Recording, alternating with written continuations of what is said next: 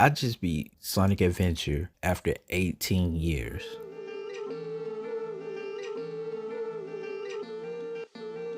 I own a lot of Sonic games, from Sonic Adventure to Sonic Rush, Sonic Generation, Sonic 2 and 3, but I have a confession to make. Sonic Adventure Director's Cut for the GameCube is the first Sonic game that I've ever completed. But I have a good explanation for that, or at least for Sonic Adventure I have a good explanation. I didn't have a memory card for the GameCube because broke, so yeah, that's the reason why I didn't do it for that one. As for the others, let's get into this retrospective about Sonic Adventure. Sonic Adventure was first released for the Sega Dreamcast on December 23rd, 1998 in Japan, with a later release coming to the West in 1999. While it wasn't the first 3D Sonic game, this Sonic Adventure felt like it was the one that realized what Sega was going for with the Dreamcast, along with the sequel, Sonic Adventure 2. However, the Dreamcast would have a short-lived life, as Sega would pull out of the console business and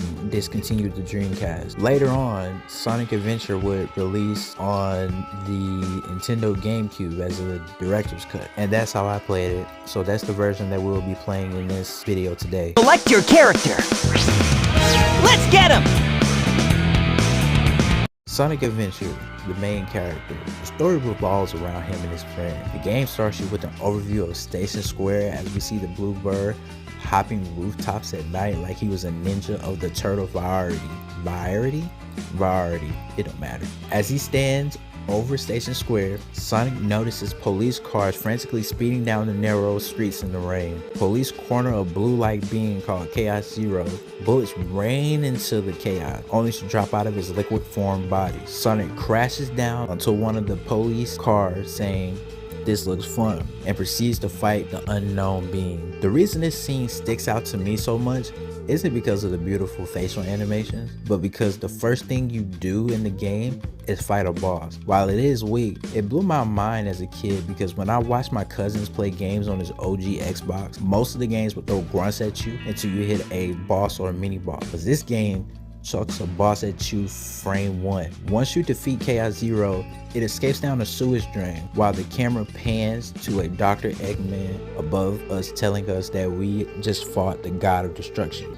Then the screen fades to black on a laughing Eggman. When we pick back up, Sonic's chilling poolside to see the tornado. Tails is playing, spiraling out of control towards our first Sonic level. Our second mission in this game is to speed through Emerald Coast to save our two-tailed buddy Miles Tails Power. This is a good way to open the game. It's linear enough for a beginner to get through it without being confused as to what they are playing, while also being what I call freeform. Basically, you can complete the level the way you want, based on how much freedom they give you. A lot of speedrunners take advantage of this to get better times. I'm pure though. I play these games the way they're meant to be played. Select your character! Here I come, Sonic!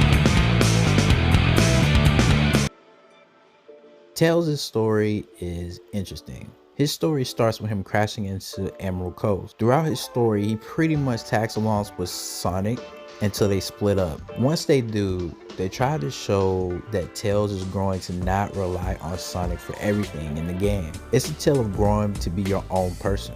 He sees himself as this weak sidekick to Sonic and as a burden to Sonic in a sense. The changing point for him is when Eggman fails to detonate a missile and chases him. He is put into a situation where he can't depend on Sonic to save him or the people of Station Square. He puts aside his fears and charges after Eggman. This point in Tails' story stuck with me, as this story reminds me of myself. While I can do things on my own, I didn't have the motivation or the courage to do it because I thought I had a safety net. I didn't want to cut it loose, my safety net, by doing something wrong in fear of failing in a way that my safety net didn't like. And in the end, I'd end up with nothing. That made me complacent and settling for less than what a human is worth. So when I can rely on someone else to come to my rescue, or in Tails' case, rely on someone to do the rescuing, I charged forward and I went after the boss. Unlike Tails, I haven't beaten my boss yet, but watching this sense of accomplishment from him makes me want to keep going. Tails' stages are similar to Sonic's except a boss fight where he fights Eggman before he detonates a missile in Station Square. Two things that can make this level different to Sonic's is that every single stage with Sonic you race him, and there are things that are placed around the map when playing his Tails. If you fly through them, you can boost and you can fly longer. His special equipment, at least the one I found, would give him a tailspin attack that would help him later on. Select your character. It's my turn now! Amy's gameplay is running with a mallet and whacking robots. If you run at top speed, you can pound the ground, and not only does it send you forward, it catapults you higher than a regular jump. Most of her gameplay is platforming and problem solving while a robot chases you. This robot leads into her story arc. Amy is walking in Station Square with groceries as she notices it is darker than usual. She thinks it's an eclipse, but it's a gigantic egg carrier flying over. As she gazes into the sky at the behemoth, something crashes into her. It's a little bird with a necklace larger than the body draped around its neck. This is where we're introduced to the Green Menace, or her Green Menace. They run away. She decides to help the little bird who had escaped Eggman's capture. As most of her levels require you to hide or run from the green robot named Zero, Amy's story also has some message behind it. Amy learns that she can't run away from her problems forever. So in order to protect herself and the little bird she calls Birdie, she musters up the will to stand up to fight Zero. We find out that the Birdie had a Chaos Emerald and it gets injured in the process. We also find out the reason Birdie was so determined was because his family was captured by Eggman. After Amy fights the boss of that final level, we see the family reunited and fly off into the gray sunset. Amy gains a little bit more confidence in herself and continues to pursue Sonic with more confidence. Select your character.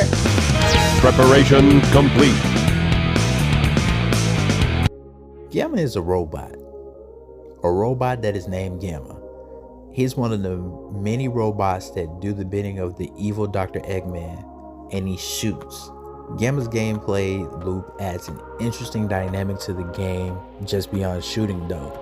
He has a twist compared to others in the game.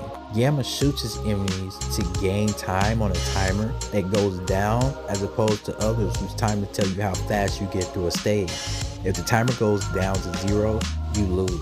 Gamma's story begins with him being activated for the first time. His first mission after training against his older brother and teaching you how to play with Beta, he is tasked with finding a frog that has swallowed one of the Chaos Emeralds. He returns to the egg carrier with the frog, and all the other E100 series do as well. This is where we get a first glimpse, in my opinion, as to what psychological change will happen within the dormant sentient being. All the other E100 series brought back their frogs only to be deemed useless by Eggman. I don't know, evaporated or something like that. They just go into like this 2D thing, just poof. Throughout his story, Gamma struggles with these budding emotions as he encounters Amy and the way Eggman treats him and his brothers. Gamma then decides that he is going to free his brothers from Eggman's control. Gamma's story can be interpreted in a few different ways, it seems, but I think of it as a story of discovery. Finding out who you are as a person, or in Gamma's case, a robot. It's about breaking free from a blueprint that has been ingrained and instilled in you since birth by guardians or your surroundings to make your own way in the world. Sometimes you need a push, and this story gave him multiple nudges in that direction.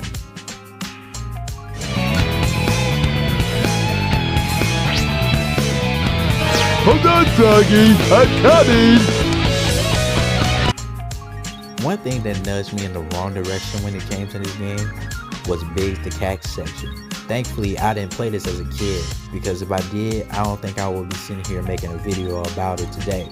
Biggs the Cat's section of the story is horrible in my opinion, mainly due to its gameplay. I don't mind fishing minigames incorporated into most games like Yakuza. Great fishing minigame. Even Red Dead Redemption 2. But this one was right out fiendish. Instead of talking about the big cat story, I'd rather talk about the controls of the game. The controls are built for a Dreamcast, so that means the camera controls are not the best because the Dreamcast controller only had one analog stick. You would use the triggers to control the camera. You would think they would add another analog camera mover to the 360 arcade version, right? They did, but the only move that you can do is ever so slightly while you're stationary. This makes the entire game a chore to play, especially Big's portion, as I would have liked to move the camera to get a better position to locate fish to catch, as well as find the frog. I have another confession. For this portion, I used a guide to find the general locations of Froggy. I couldn't do it. Y'all probably wouldn't be seeing this video within this month if I didn't. It's a good thing that I played his story in one huge chunk over a few hours, because if I played this as a kid, boy, I tell you. Okay, let's go! A portion of the game I thought I was going to spend a few hours in ended up being surprisingly short. That was Knuckles' section. In his missions, he scours the world for fragments of the Master Emerald that were scattered when Chaos was released from it. In each stage, there are fragments of the emerald that you can find. In some of the levels, you can find them floating about, while in others, you acquire a tool that allows you to dig underground to find other shards. During Knuckles' stage, the little light that you can find helpful throughout the story is probably the most useful in Knuckles' story, as it guides you toward the emerald shards, along with a flashing indicator to know how close you are to a piece. In Knuckles' story, he is guarding the Master Emerald on Angel Island as he ponders why he is on the island or why he was tasked to guard the Master Emerald. Then, with the shatter, Chaos and a little light that has been placed in the world throughout the game break out of the Master Emerald with assistance from Dr. Eggman. Knuckles, thinking that Chaos was the one who destroyed it, attacked Chaos. Chaos turns into his liquid form and slips away from Knuckles. Now, Angel Island is plummeting to the ground because what kept it afloat was the power of the Master Emerald. With the Master Emerald broken, he goes around trying to find pieces of it so he can restore the floating island to its original state. As we go through each character's story, we see a few things that reoccur. One is the flying light that guides you through the story, and the other is flashbacks of a civilization that looks similar to Knuckles. These are the echidnas, Knuckles' ancestors.